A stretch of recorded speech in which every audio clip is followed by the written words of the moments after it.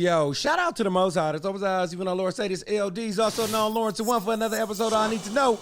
With my special guest, introduce yourself, G. Glasses, motherfucking Malone, Watts, California, M Street Crip expertise.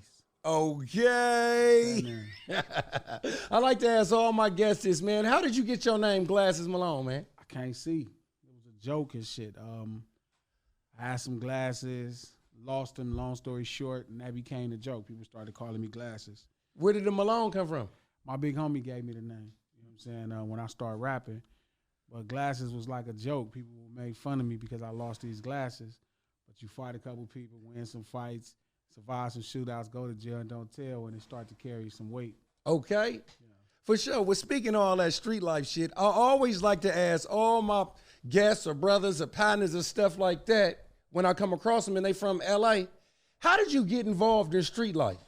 You just like Oakland. You born into it. Same shit. It's just your partners on the block. Y'all just hanging and doing what y'all do, trying to survive. You know what I mean? Trying to eat, trying to make a reputation so you can get some girls. Yeah. Same shit. It ain't nothing extra. You know what I mean? The movies make it look a little bit more crazier than it is, but it's just really the people you grew up with, your friends. Okay. You know what I'm saying? So you a Crip. So how old was you when you joined the Crip? Well, you born into it for the most part. I know that sounds crazy. And yeah. I could tell you a story, but it wouldn't be the reality. The reality is you born where you from. You know what I'm saying? So if this neighborhood where I grew up at in Watts is 117th Street Watts Crip, you know what I mean? So you just a Crip by nature, culturally. You just come up preferring blue. All your friends is the same. Their older cousins and older brothers is the same. And they embrace you, so it just becomes a cultural thing. So this is what I want to know. I'm glad you said that because oftentimes, love comes in the heart uninvited, as we all know. Sure. Have you ever fell in love with a blood woman? Sure. Talk about that. It's just pussy. You know what I'm saying? I feel the same. You know what I mean? I wouldn't say it's special. Can it be forbidden situations? Yeah, but I don't think that was gonna be my program. Yeah. My program was always gonna be pretty much straight across. So do you have family members also that, represent something different? Yeah, my older brother's a Bram. My older brother's from Fruitown, Bram. He grew up in Six Deuce, Bram. That's for the most part, that's my older brother, so yeah. Gotcha. Okay. And where did your hip-hop experience start? Like, how long you been rapping? I started rapping in 2001. 2001? Yeah. I was okay. already an adult. I already had graduated high school. I was already selling PCP. You know what I mean? I was already screwing up, going to jail, getting in gang fights, getting in shootouts, low riding, before I picked up the microphone. That's dope. Yeah. That's dope. So I know that you enjoying your new ism on life. Yeah. I mean, it definitely feels new to me. Yeah. I got my record deal in 2008 or 7 for the most part. It's like my 15th year as a professional. It feels really new. Like when I talk to people about it, it's really new because they be like, damn, they really trip off of where I'm at with it. And it's so much to learn, so I don't know if it's going to get old anytime soon. You know what I mean? Yeah, so you was on Who Banging too? Yeah, Who Banging, Cash Money Records, same time. For sure. So Mac 10 put you out? Yeah, Mac 10 put me on. So in a sense, do you kind of consider yourself part of the NWA family tree? I never looked at it like that. That would, I guess, accurate. That would be fair. I never looked at it like that, but that's true. I would definitely fall off the lineage of those branches for sure. Yeah, 10 from Cube. Yeah, Cube NWA. Yeah. Yeah, because I always be tripping off how like when I think of like East Coast and West Coast powerhouses of hip hop. Yeah. Queens, Queens, they got hella people, but they're not blood related or that related, so to speak. But the NWA family tree, that should go a long way. So this is going to sound crazy and it might be a bit blasphemous for the other heads, but I really break it down into you got Uncle Jam's Army and you got World Class Wrecking Crew. Those are the original trees. Okay. You know what I mean? Because then you can really get into it. If you go Uncle Jam's Army, you get DJ Pooh, you get DJ Bobcat, you get DJ Unknown, you get Ice-T. Yeah. You get that lineage and everything that comes from it. And then you have World Class Wrecking Crew, right, which is you get Dr. Dre, right. Yella, Cube. Okay. And then everything that comes from there. So I like to trace hip-hop back to his earliest party crews. So you said Uncle Jam's Army. Who is that, man? This is like one of the biggest party crews ever in L.A. You know what I mean? Roger Clayton they had one of it's two of the, like I said, I think for sure, I'm not sure how the rest of the country shaped up, but in Southern California, there were two huge party crews at that time. There were some other dudes too. Leo Cohen at Def Jam. Okay. He was a party promoter. He's from L.A. originally, from the West.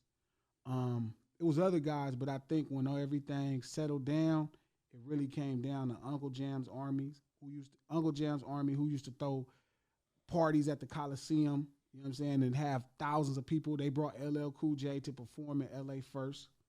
So would it kind of be like a West Coast or LA version of African Mbata and Zulu Nation? Would it be something like that? I don't. You know what? I would probably not be the person to speak on what Bam and them. I think so. By the time I caught up to Bam and them, that was more like education versus just a raw party crew. Gotcha. You know what I mean? So Uncle Jam's Army was a hell of a party crew, right? Big party crew. Egyptian Lover. Yeah. That's all Uncle Jam's Army. And obviously, World Class Wrecking Crew, right? Turn Off the Lights, Dr. Dre Surgery, you know what I'm saying? Different songs. So they had the best parties, Eve After Dark, different parties. And I have really great conversations with Alonzo from World Class Wrecking Crew, how him and Roger Clayton, who started Uncle Jam's Army, how they used to promote together. So yeah. That's pretty much, to me, the beginning of Los Angeles hip-hop the way we see it today. Yeah. So this is what I want to know. Speaking of Los Angeles hip-hop, when you hear Bay Area rap music, sure, does it sound like it's related or does it sound completely different? No, it sound like the same exact brother. Sound like the same thing. You know what I mean? The way we use funk is just a little different. Yeah, yeah. We all use funk. You know what I mean? Ironically, I think G-funk is the way we hear it, not the term. The term is coined by, obviously, Warren G. Hutch from Above the Law. Not Warren. Who? Hutch from Above the Law. Okay. So I think he created the term G-funk. Warren is important in the sound of G-funk, but really, Don't Fight the Feeling to me is kind of like where I think G-funk was birthed from. I know that's gonna sound crazy, and maybe some by Too Short. Yes. Don't. Because that was the first like party funk in hip hop where people was partying.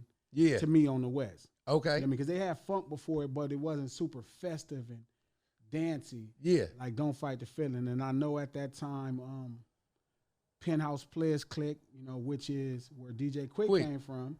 Like the DVA Posse and all them. Yeah, so my homeboy Deuce Mac, his dad is Player Ham. Okay, yeah. Shout out to him. Yeah, so for sure, I know that at that time, they took Quick in, and Quick was definitely inspired by Too Short because that's who they were listening to. So Don't Fight the Feeling is a song that I think inspired Tonight, which is kind of how we define G-Funk the sound. Huh. So yeah, everything, we all share funk. It's just how we use it. Okay. So I think it's a very much a lot alike. Now, coming from LA, do you look at Sacramento? Do y'all attach Sacramento hip hop to Bay Area hip hop? No, I think people who don't know would do that because they just ignorant. But if you've been around, it's different. Yeah. It's Crip and Blood title gangs in Sacramento, just like home. So their music is a lot closer. Well, culturally, they are a lot like us on the streets, but then musically, they do have, you could feel a lot of the Bay Area influence. Yeah. And so I think it's all California at a certain place. For sure. I know, like, when I go out of town, people automatically assume that when I say I'm from California, they think that Oakland is, like, right next to L.A. County. Yeah, it's the way we feel about everything else, you know what I mean? Like, hip-hop made everything, the art made everything smaller. Yeah. So you hear Too Short, and you think Vallejo is right next to Oakland. That's right. It ain't that far though, but that motherfucker hour. You know what I mean? Till you had to take that drive. So, I mean, hip hop has done a really great job of making everything feel smaller. Yeah, and including the consumable. Yeah, and with the internet too. Yeah. You know what I'm saying? So I was gonna ask you about that. How do you feel about the state that hip hop is in now? I love it. I mean, I think artistically we got room to grow. You know what I mean? I think artists need to be produced a little bit better, but I do think there's a lot for everybody today that's coming up, 19, 18, 17 years old.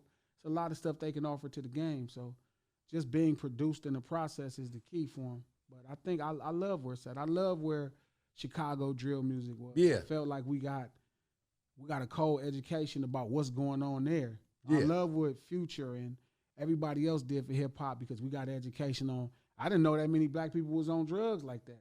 You know what?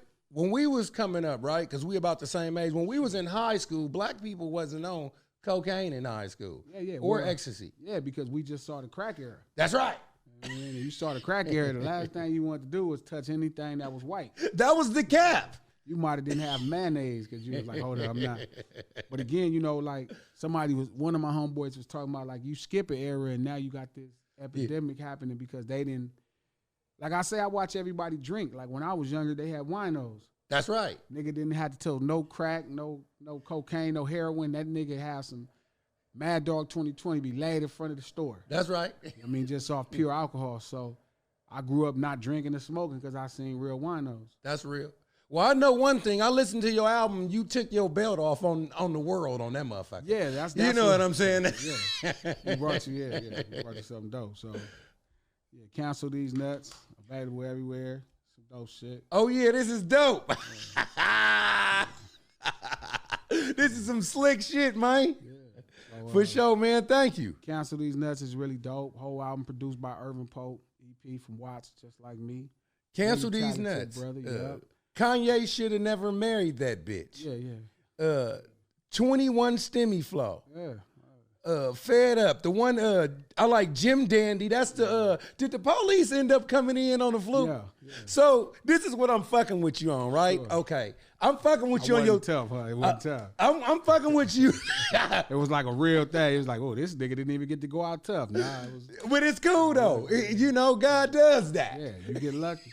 He wants you to survive another day because it's easy to be tough and dumb. Well, you know what? God is using everybody. It wasn't your time then. Sure. And if it wasn't yours, it could have been Jim Dandy's. Yeah.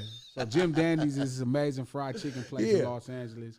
Fried chicken is fire. Yeah. You know what I mean, but the location is in this. You took a risk. Yeah, it's in this great community called the Denver Lane Bloods, and they don't necessarily favor Crips, but it's a really dope idea, and it talks about the dynamics of Los Angeles culture when it comes to location and cuisine. So this is what I want to know. Yeah. Say you in the wrong neighborhood. Sure. And some motherfuckers come in and say, where are you from? Is it going out if you say that you from somewhere where they don't got problem? Like, say like if you pose, you a Crip, but you pose as a Blood? You're a Buster. Okay. You're a Buster. You know what I'm saying? And that's the point of the song. You know what I mean? Like if you listen to when I get to that point of the song, there's like multiple choices because you don't want to say nowhere. Yeah. Because these niggas might see you later. But if you say where you from, you don't know if you're going to get your ass beat or you're going to get your ass killed. So, again, when that poverty, you got to depend on that poverty. You need your reputation. So whatever come with it, they got to know where you from. Yeah. So the ones that I like back to back is that Us, the one after that, and Mr. California. Them was my three. Yeah. Them was my three right there. So Us, Palm Trees and Roses, and Mr. Yeah, California. that one. And Palm Trees and Roses. Yeah, that's the one after Mr. California. Us, that's after Us. Yeah. So it's Us, Palm Trees and Roses, Mr. California, and Taylor Whitney's Plug. Okay. Yeah, you did that, man. How long did it take you to do this? 6 months of real working time, 2 years with life happening. Okay. And who are some of your biggest influences as far as like some of the young people of the new generation? Young people, I ain't inspired by. Okay. LA Giants, who's on the album 8 or 9 times. They were a huge inspiration. Really, man, the people that inspire me is no longer breathing at this point. Barry White has been a huge inspiration. Gotcha. I don't know if there's anybody younger. Let me think. Is there anybody young that I look to be like, oh man, what are they doing? Like I think I'll hear records. You know what I mean? Okay. Like I like a lot of the stuff Zoe Sama is doing. I like the records some of the records he got. I like what Famous Uno is doing. I was just showing EP some of how the producers were working on the music. 310 got the Soak City song. I like the records. You know what I mean? I think the artists are still developing, but I like the records. So the records all the new records keep me inspired. That's actually performing. That's actually making people enjoy their time. With you putting out a whole project and people are really just dropping singles, were you kind of skeptical on putting out an album and not just standalone singles? No, I was never skeptical. Like at this level, we're in a league of our own. You know, we play our own game. You're not in the music business if you don't sell music. And streaming ain't selling music. Publishing ain't selling music. So you're not in the music business or the record business if you're not selling music or records. So we decided we was gonna sell the music / records a long time ago. It's just outperforming everything I thought that would happen. So no, I wasn't no skepticism. I mean, once you break the game down to the foundation, because you could build it up any way you want to. It don't matter which space and time you at. You know, the limitation is your mind. Yeah. Did you no, I'm gonna get back to that. Is Tupac Must Die your biggest song today? I don't think it's my Certified is gold. That Good is gold. I think they're bigger songs or bigger records, but I think Tupac Must Die was my most important song. It's my most impactful song. It was the first time I put a foundation, you know, a brick in the foundation that we call hip hop, you know, coast to coast. Gotcha. That was the first time like my name was signed on something that's gonna be permanently in the foundation. So did you get any backlash from the song? Sure, ton. What was that like? It was expected. You know what I mean? I studied a lot of the NWA Fuck the Police campaign, so I realized when you start telling uncomfortable truths, it was gonna come with some shit. You know what I mean? It's hard for the average person to consider in California that no man's above the program. You know, even our favorite rappers, even one of the most important black men to walk the earth in the last 40 years, you know, he's not even above the program of where if you jump on somebody, they may come back busting, and we all understand that that's the justice for it. Yeah. None of us will be like, You know, we all understand, like, this is what comes with that territory. Even if I'm in Northern California, if I'm in the Bay Area or Sacramento, you don't jump no nigga. You know what I mean? You take his respect and jump on him, he probably going to come back with some bullets for you. Yeah, yeah. It's pretty standard out this way. Okay. Now I'm going to ask you this. Think of an album that an East Coast artist made that you wish you was on. That's pretty good. And so if it's in real time and I'm rapping, because it would have been something that before I was a rapper. So if I had to think since I've been a rapper, 2000 as a professional, 2005 or 2008 as a professional to now, what album in 2008 to now? Damn.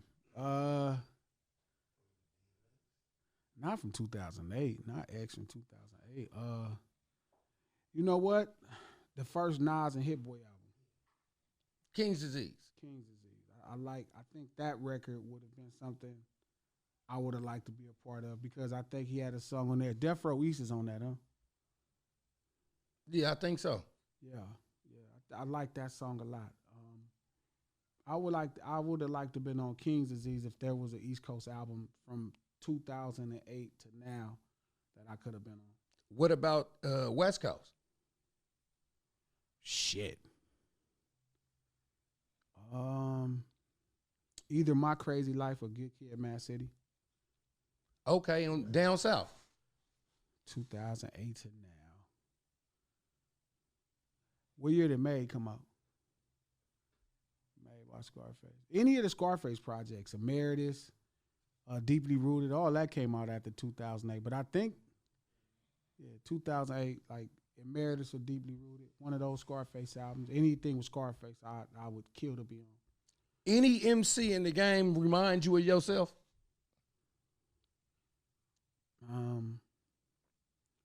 I think when I talk, I think Vince Staples. You know what I mean? I look at him and I listen. I'll be like, damn, I wish I was that smart when I was younger. Yeah. I was that gamed up about hip-hop like he is at his age. I was that age, and I wasn't as gamed up. I was as gamed up about the streets, but not about hip-hop. But when he speaks, I see a lot of myself, you know what I mean, a lot of times. Like, he studies like me. And from just a rap level, who do I listen to? I'm like, damn, man. Outside of the rap level, I don't think anybody because you know what? I take that back. Who? Kanye? Kanye? Yeah, I know that sounds crazy. It's fucking Kanye West, but I feel like a lot of my ideas or a lot of things that I want to do musically, he's always ahead of me by, a year or two or something. Which that just happened because it was like 10 years ahead of me at first. Yeah. But now as I'm starting to, I took it serious and I committed myself. He's only about 16 months ahead of me now. So, I'm like, yay. You know what I mean? A lot of this shit Ye was doing. What is your superpower as an MC, rapper? Superpower as a rapper. Probably storytelling. Storytelling? Yeah, I think innately I'm a storyteller. So I keep building on that. And I think I have a really good habit of creating stories with the music, but then visually conveying the same idea. Gotcha. And I think like there's been times I played stories for Mac 10 and he was all down with the story and he saw the video and realized exactly how crazy it was and was like, no. And that's probably happened 2 or 3 times. Gotcha. How was it working with him? It was amazing. I mean, Mac 10 is super culturally hip. Like he's a fresh ass nigga. Even as right now he in his 50s, he still is really fresh as a man. Like he's that nigga understands how things need to look. You know what I'm saying? He got that shit down to a science. Do you think in hip hop storytelling has dissing is taking the place of storytelling? I can understand why that's a thought. No, I just think dissing is a lazy way of getting attention, and nobody's thinking past that. You know what I mean? As far as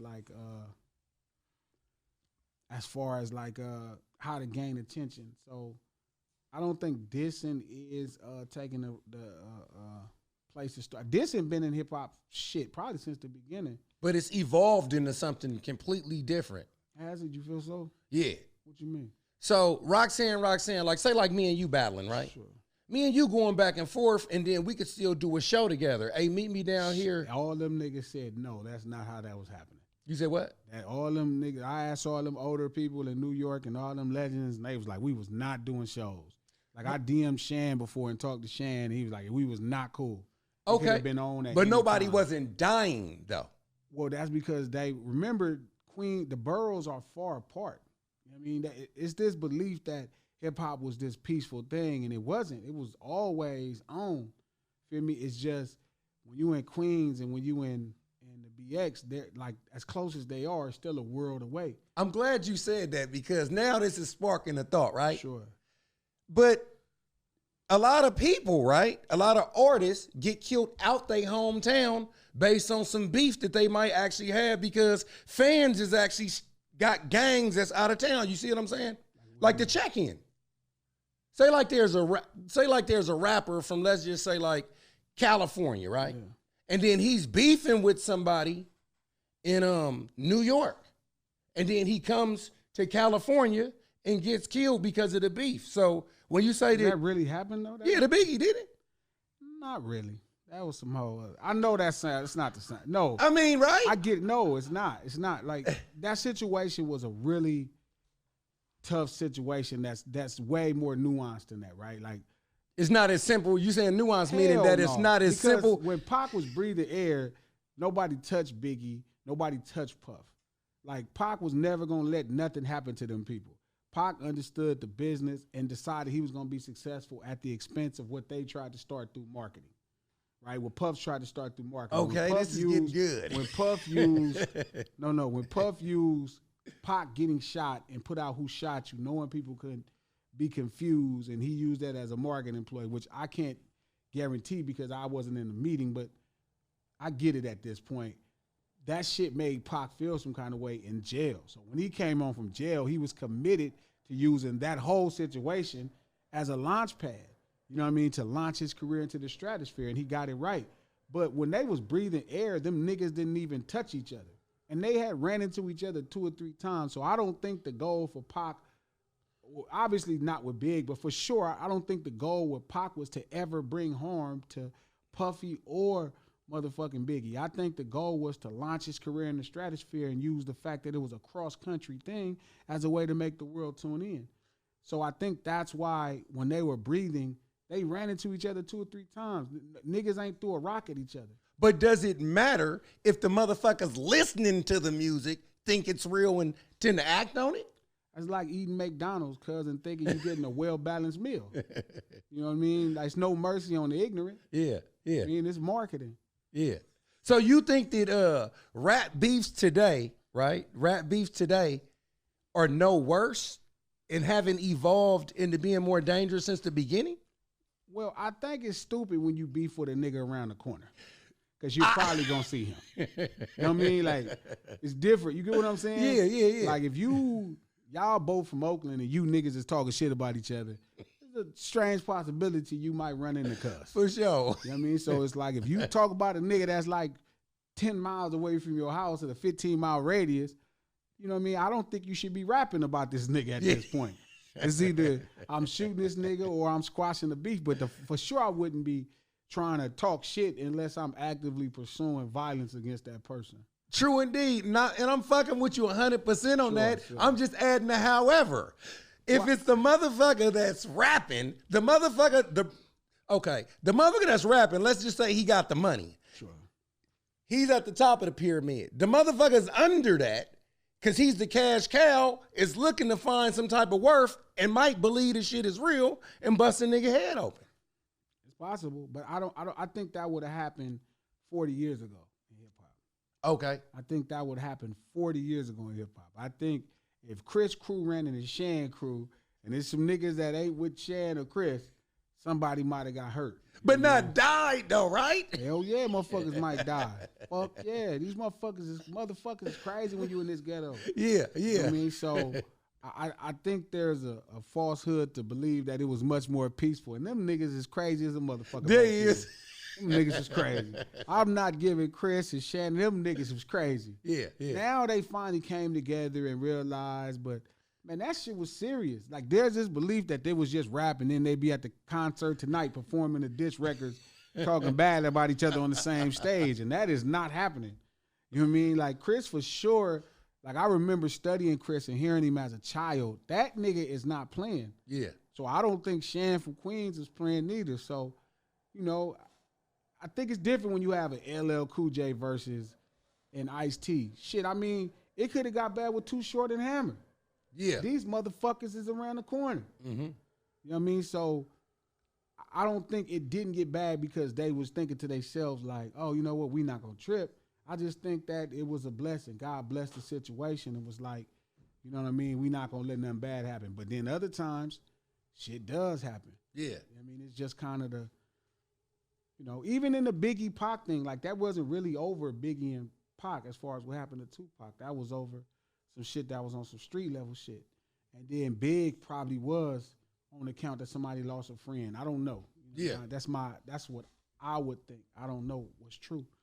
But for the most part, motherfuckers is getting killed because they antagonizing people that they gonna see. Yeah. Every day, all the time. I mean, you ain't antagonizing a nigga 3,000 miles away like Pac and Biggie. Them niggas is 3,000 miles away. And you still see Pac and Death Row at the award show in New York and standing right there and nothing happened. It's not because them niggas was better humans. Them niggas was some bullshit 30 years ago.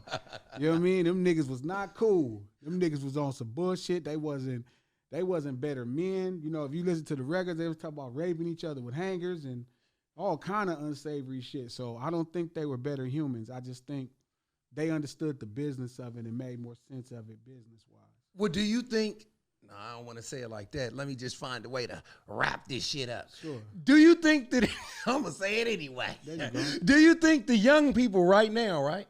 The young people ages like 14 to like 30 that's rapping now, do you think that they have the same, do you think that they're wilder? Do you think they're wilder now? Hell no. Hell no. They the same. They the same. Them niggas is the same as niggas always been. Especially when you poor and broke from the ghetto, like, same niggas. You know what I mean? same niggas. So, I mean, right now, when I was little, them niggas was carjacking. Okay. These niggas now, they breaking your window and stealing shit out your car. They just a much better class of human being than the niggas was that I grew up to. Yeah. Them niggas will snatch you out your motherfucking car, throw you on the ground. You see what happened to Harold in Menace to Society? Yeah. For a punk-ass car. You know, these niggas today, they just wait till you get out your car, break your back window, bip your stupid ass, get your shit and go. Yeah. So I think the younger people are definitely much more civilized and better human beings in general. Wow, that's the first that I've ever heard that. Yeah, I don't know where these niggas is lying. Because them niggas, when I was little, in the 80s and the 90s, them niggas was crazy. Yeah, yeah. You know, them niggas, boy, this shit was crazy up here. It was crazy as a motherfucker. So to look at this, I remember, shout out to my nigga Sleepy D. I came to fuck with Sleepy, yeah. Shout out to I came to Sleepy. fuck Sleepy, right? So I came to fuck with Sleepy, right? D-Lo, shout out to D-Lo, that's my boy, right? So I came to fuck with them niggas. I think we was at High Road Studio. This nigga had a rifle in his pants. Like, why? Then I had him come down to Long Beach to meet me. We was in Lakewood at a bowling alley. He got a little satchel with a Mac on it. I'm like sleep, cuz I would not take you anywhere you need a gun, dog. Like, what are you doing? But he can't sleep. Bruh, you That's know what I mean, Sleepy bruh? D. I don't be knowing, bruh. You know what I mean? So shout out to my little bro. So Yeah. I definitely think human beings are getting better as Really? far as in our ghettos. Hell yeah. Okay. Way better. We was little niggas was fucked up. So you attacked, not really attacked, you took your belt off in on this album. What I liked about it a lot is that you definitely saying, man, I'm from the old school. I ain't with all this new shit, right? Well, I wouldn't even call it new shit. I'm not with all this lame shit. Okay. Because I don't want people to think, me and Charlamagne had the same conversation. I don't want people to think there's a generation of niggas painting their fingernails in the ghetto. That's what I'm saying. That's just not. That's just one nigga. That's just one nigga trying to influence other niggas with that silly shit. That is not what no niggas is doing. It ain't. You ain't going to no West, East, or North Oakland and niggas is wearing purses. So that just say how. What about the little man bags? Listen, a satchel is different and all that weird shit is cool, but these niggas is actually wearing purses, dresses, and painting their fingernails. Yeah. I mean, niggas when I was young, them buff ass niggas used to wear fanny packs. Yeah, There's yeah. always some questionable shit, and that's cool. The questionable, the cross, the cross body. What do you satchels. think about fanny bags? When I was little, I used to look crazy. But what I'm gonna argue about a buff ass nigga with a maybe he can't, he ain't got nowhere for his wallet with his biker short. Sometimes I wear mine to the gym. You feel me? That's what most niggas wear. You can look at Venice Beach, them old videos, them niggas had all their muscles and fanny packs. You know what I'm saying? Yeah. So it's not about a time. It ain't like it's the G homie coming through tripping, right? What it is it's the motherfucking real niggas like stop being no hoe ass nigga. You don't gotta do that to get no money. Yeah. I was gonna ask you this. Earlier we was talking about diss records. I want to know, what are your favorite 5 diss records? What do you think? Favorite 5, not the best 5, but my favorite 5. Okay, let's go. You said favorite or the the best? best? The best 5. Oh, the greatest 5 diss records. That's different than my favorite. So No Vaseline is gonna be number 1. Hit 'Em Up is gonna be number 2. Ether is gonna be number 3. That's 1, 2, 3. The greatest 5. The Bridge is Over is number 4. 5.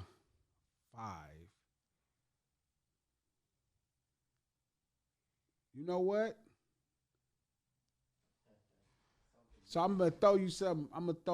I'm tied between Dr. Dre's Dre Day. That's my shit right there. So I'm tied That between one. Dre Day, right? Easy E's, Real Motherfucking G's, and Drake's back to back.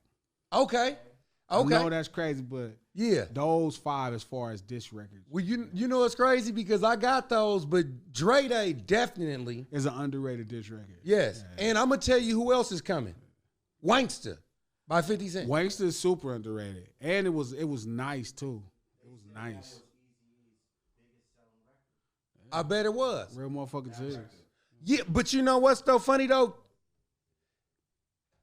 It's funny though because hip hop, right, blew up exponentially from NWA to past the Chronic. Like it was worth more. Say that one more time. from when NWA first came out with Straight Outta Compton, right? Sure. About the time Compton City G's came out. Real movie, yeah.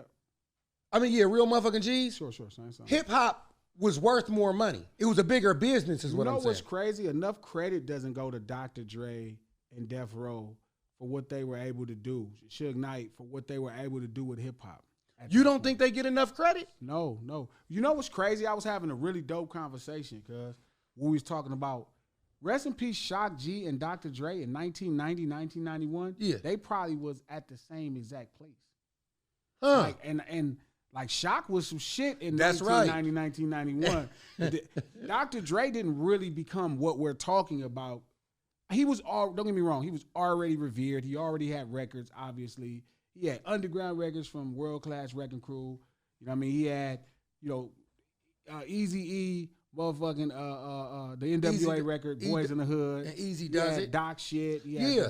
All that shit. But at that time, you know what I'm saying? You start talking about Digital Underground, that shit was crazy. It's fucked. You know what I mean? Them was huge joint. And I always say, like, I remember calling Money B, asking him, like, yo, why you didn't let Shock, why you or Pac didn't let Shock do your whole album? Yeah. And I think at that time, they were trying to, he explained to me a story that made sense about them trying to find themselves. And it's funny because when you listen to the first Pac album, right? Mm-hmm. And then you go to the second album, Strictly, and guess who he gets his first hit from? Shock G. You know what I'm saying? Yeah. So it's like, it's a weird thing I always wonder what would have happened for Pac if Shock, I think they looked at Shock differently. I think, don't get me wrong, obviously he was their mentor. He was obviously somebody important in their career. But I don't think we really looked at Shock as the monster he was in this shit.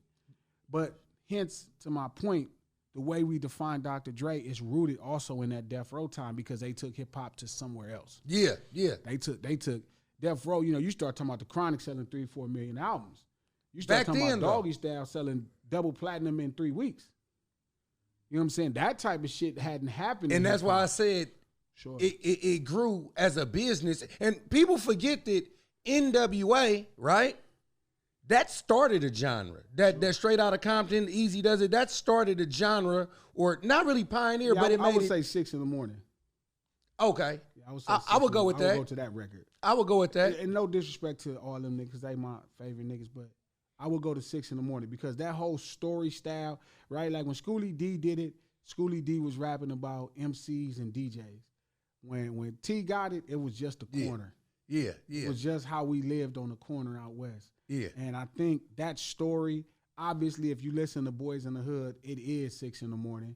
Obviously, if you listen to Tonight by DJ Quick, it is 6 in the morning. Obviously, if you listen to Warren G Regulate, it is 6 in the morning. Obviously, if you listen to Snoop Dogg Gin and Juice, it is 6 in the morning. You know what I mean? Fast forward however you want it.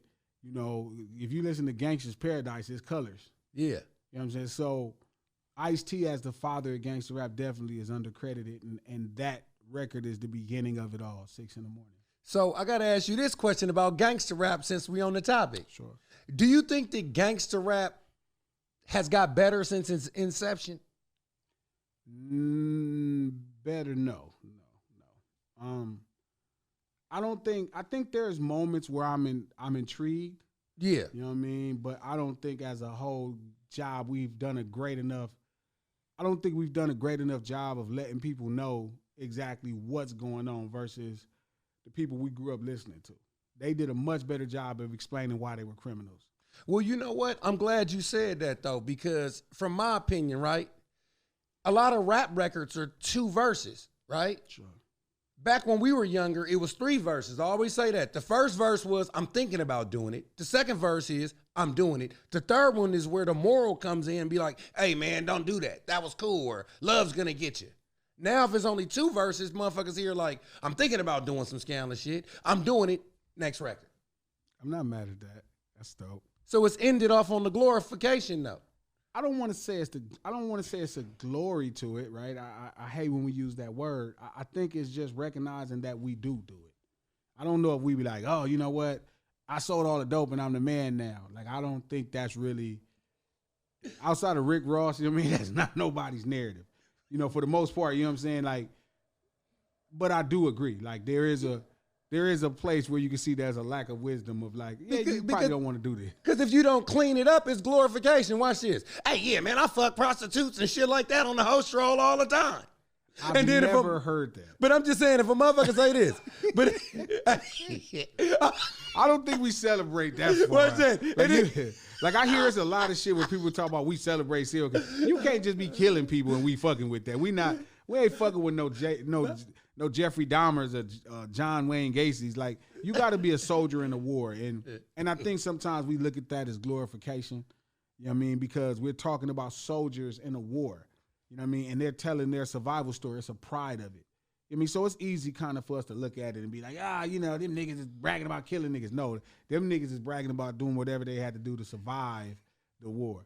But I don't know if we would listen to a nigga that's talking about he raw dogging prostitutes and be like, nigga, that nigga he's the one. But I'm saying that would be crazy. If a motherfucker like Sexy Red is already throwing niggas off because she talking about shit. Like all these sexually active niggas probably have had some kind of STD, but this bitch out loud, and niggas like, well, this bitch is crazy. Like, nigga, you know too. You know what I mean? But, you know what I mean? I think, I don't know if there's a glorification, but I think it is some people's reality. So it's important for them in their discovery. You know what I mean? Because we did have people like Chris who kind of could see far past his years and age. Yeah. To say this is what will probably happen to you. Yeah. You know, I doubt he had experienced it at that time. He was so young. Yeah. But I think he had enough wisdom and enough insight to see what was possible in the future. Okay.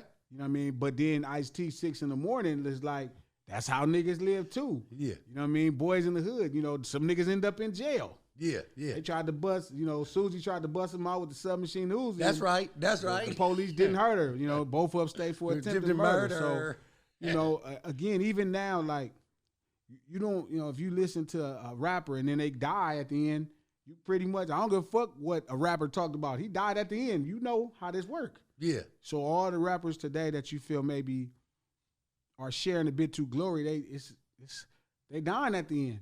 So yeah. If a nigga see that and be like, I want to be that nigga, then. So are they glorifying it? Is it glorifying when you taking a music video and everybody got guns doing this shit and stuff like that? Ain't that? It's America, man. Shit, everybody got guns. I ain't finna say it's glory when the white folks do it, so I ain't saying it's glory when we do it. Fuck it. They got guns, we got guns. But are they sitting up there making songs about killing each other? Is that the difference? Again, if a mother got a rifle talking about going deer hunting and showing his little son, John Jr. talking about going, John Sr. talking about taking John Jr. going deer hunting is different than these. That's a bit disingenuous, right? Because you got 1,000 cowboy movies where these crackers killing each other every fucking shot.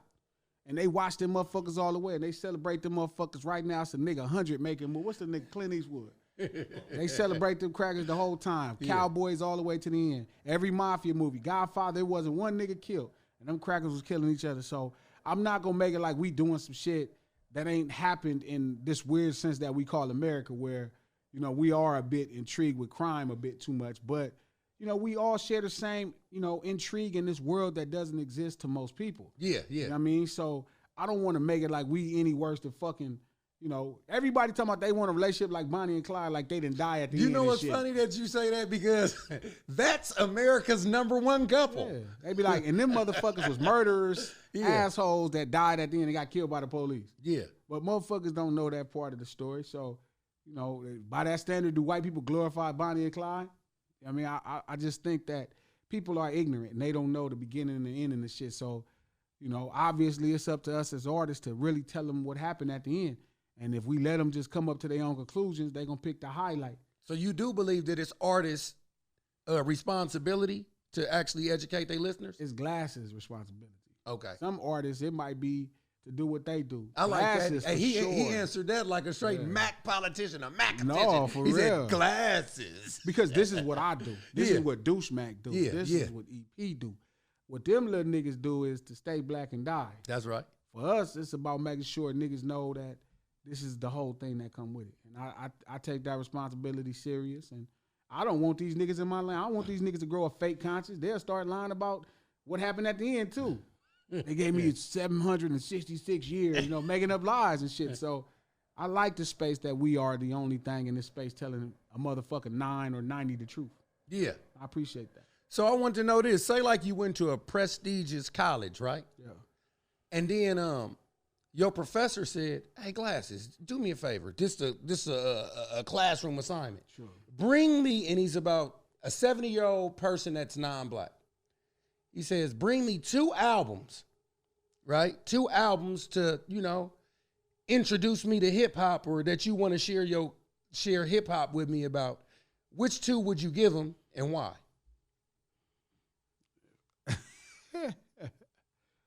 Doggy Style and 400 Degrees. Dope. Why? Why them 2? Because hip hop is a party, and those are the best parties to be at. Okay. It's nothing like a Snoop Dogg and Dr. Dre party, and it was nothing like a Manny Fresh and Juvenile party. Those are the greatest parties to ever happen to hip hop. And I want them to know how much fun we have, even though you motherfuckers is oppressing us. You know what I mean? I want you to know y'all ain't broke our spirits. We still making the most out of our lives. Yeah. That's what I would tell this cracker ass. Okay. You know which 2 I give him? Which ones? I give him Ice Cube death certificate. Nice. And I give him Miseducation to Lauryn Hill. Nice.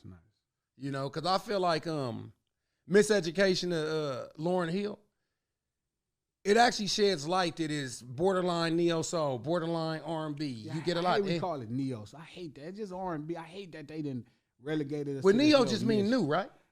Nah, I don't like that. But don't it just? Oh, we've been through this shit already. I hate that they trying to take R&B from us. But go ahead. I'm sorry. It's not you. I'm saying I just hate it. It's borderline all that. Yeah, and it's I agree. That's a fantastic album. A 5. Yeah. And then I think now from I like Ice Cube death certificate because I feel like that's one of the most political conscious rap records of all time. You know what I'm saying? He did some education on there, and then if you listen to it, it's gonna make you want to go backwards to listen to the shit now. Sure. It's gonna make you want to go back to NWA, then Niggas for Life, 100 Miles and One. That album is My Summer Vacation. Yep. That's a whole California thing that we all experience. Yeah, I like that record. I'm not mad at that record. Yeah, I'm not mad. So you doing any movies and stuff like that? Yeah. Talk about that a little bit. We working on a movie for one of the songs for this album. I think we started off working it for 90 days. That's the mentality.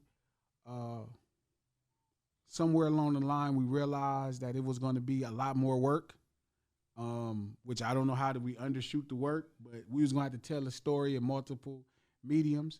So a television show, and a movie is both in the works based off of the songs on this album. It gives the Giants, the LA Giants, who they got their own record label, Giant Life, but as I help market them, it gives them more of a platform to market with. And innately, like I said, I'm a storyteller, so telling stories visually is something that I enjoy doing. But it also puts us in different conversations, and this album in different conversations.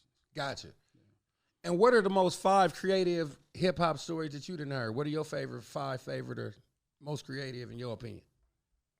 Creative. Not greatest, but creative. Tonight by DJ Quick. I feel like it doesn't get any credit. That's such a great story that goes by you. Like, you don't even trip off of it. You know what I mean? That's fucking dope.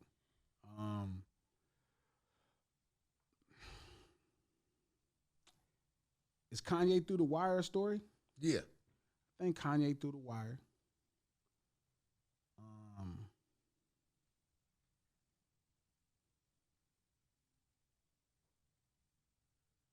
Do we count Summertime as a story? I don't think that's a story. Okay, nope. I'm gonna go because that's not a story. That's more of a capture of time. You know what's a hella creative story that nobody talks about? Just a Friend, Biz. Dope. Biz Mark. That was the shit back in like '88. Yeah, Biz Mark. That story is hella creative. Yeah. He wrapped that motherfucker into a whole thing. Ghetto Boys. Mind Playing Tricks. Okay. That's like an incredible story. Warren G. Regulate. And I know that sounds crazy because it doesn't seem like much, but that was the first time it was done like that, where a rapper and a singer were singing back and rapping to each other. Yeah. There's no chorus on the song, but it's hella captivating. You know what I mean? As far as creative stories go. Yeah. I like those creatively. My 5 is New York State of Mind by Nas on Illmatic. 187 proof. Oh, Spice. Yeah. Yeah, that's nasty. Rewind by Nas when he tells the story backwards. Yeah, that's it. Yeah, that's just a no-brainer. Sure. Maybe Brenda's Got a Baby. I like that one a lot. And I think Georgie Porgy was pretty dope. Or Poor Georgie by MC Lyte. Oh, yeah. I just revisited that the other day. Yeah. Brenda's Got a Baby is a hella crazy story. Because it was based off a real story, too. And he was reading it. That was dope. And you know what's else crazy about that? It don't have no, it's only one verse. Yeah, low-key, it is. Yeah. That's dope. Yeah. For sure, man. Before we get out of here, man, tell people where they can meet you at. At thecripstore.com. That's where the Crips hang. Okay. Thecripstore.com. TheCripstore.com. Thecripstore.com. Sometimes I'm on Instagram, glasses low. Yeah. Outside of that, I'm Googleable, but pop over at thecripstore.com and come check me out. Okay, and are you doing any shows in the Bay? Not yet. We probably looking at February, March. Okay. But we're going to bring the culture. We ain't showing up at no club holding our dicks. We're going to bring L.A. up to this motherfucker. We're going to give niggas in the Bay a day in L.A., you feel me? Okay. Yeah, that part. For sure, man. Well, thanks, man, for pulling up, man. Well, I'm LD's also known Lawrence One for another episode of I Need to Know. And as usual, come on, you know what I want.